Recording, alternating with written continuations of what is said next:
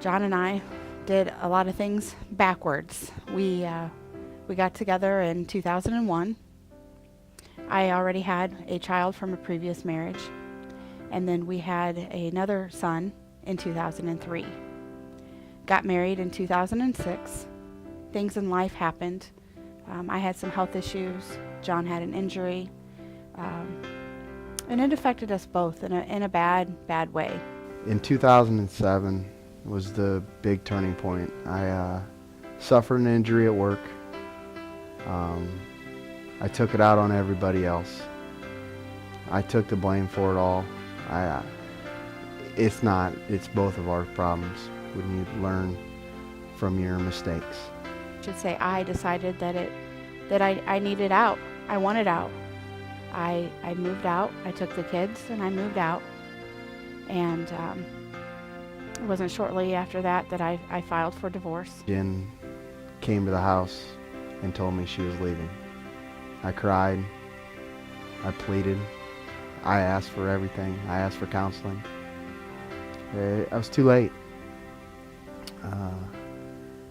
She was gone. I can remember the day that we were before the judge, and the judge asked us, "Are you certain that this is what you want to do?" And I remember looking at John and knowing that it was the wrong thing, knowing that it wasn't truly what I wanted to do, but I didn't stop it. My kids went to their dads every other weekend. So on those weekends that they were gone, I was alone, and I was so broken and so sad. That was probably the loneliest, darkest time of my life. And I continued to tear myself apart. I drank a lot. I don't know how I'm alive now, because there was some pretty dark nights. After we got the divorce, I was crazy, running around like I was a 21-year-old bachelor, having fun every other weekend, at nights, doing what I wanted. It was fun, but it wasn't me. I was to be with her. I lived next door to a girl who attended church here at Bridgeway, and the two of us would sit outside at night after we would put our kids to bed, and I would tell her how broken I was and how sad, and she saw it. She knew I was just a mess, and she would tell me that I needed God, and I needed to come to church with her at Bridgeway. And at first, I was like, no, you're crazy. But finally, after a while, I agreed to attend. On that first Sunday that I attended, I was so moved. There was a movement within me. I had chills on both of my arms, and I cried. The music, the people, I was greeted by warmth. The message spoke to me, and I knew then that I needed to change. I needed to change my life, and what she was telling me all along was true, that I did need God, and I needed to continue to heal myself. I left that day, and I went and bought myself a Bible, and I began to read scripture.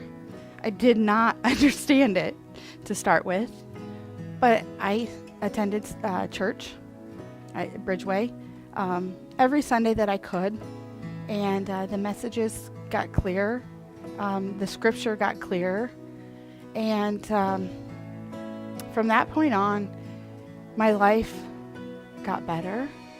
I began to heal, and I began to pray to God to lead me in the direction that could heal my marriage, to bring me back to John. I went through some hard times. I struggled with my mother, who died of cancer, and to me that was my turning point in life with Jen. She was there for me. Didn't have to ask. I told her what she was doing with our son and my 2 nephews. She never questioned it. What a wife should do. We started dating in the beginning. It was slow at first.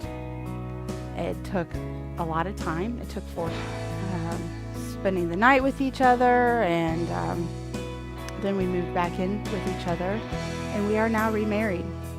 We had to be open and honest with each other. We had to communicate.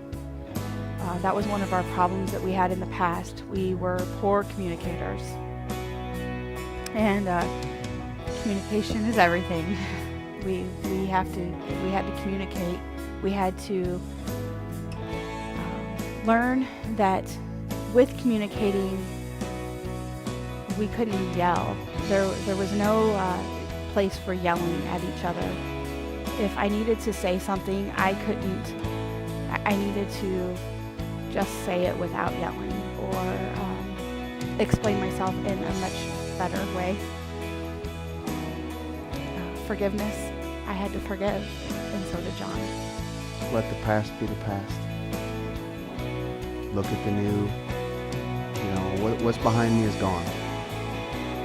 If you weigh on what's behind you, it's just going to eat and eat and eat. It's over. You made your mistakes. Whether or not we were young and dumb, we made our mistakes. We learned the hard way. Cost us a lot of money. Found out who our true friends are, because they're still there, and made new ones on the way. To never give up hope. Don't give up. If that's who you want, go get it. Because God is capable of anything.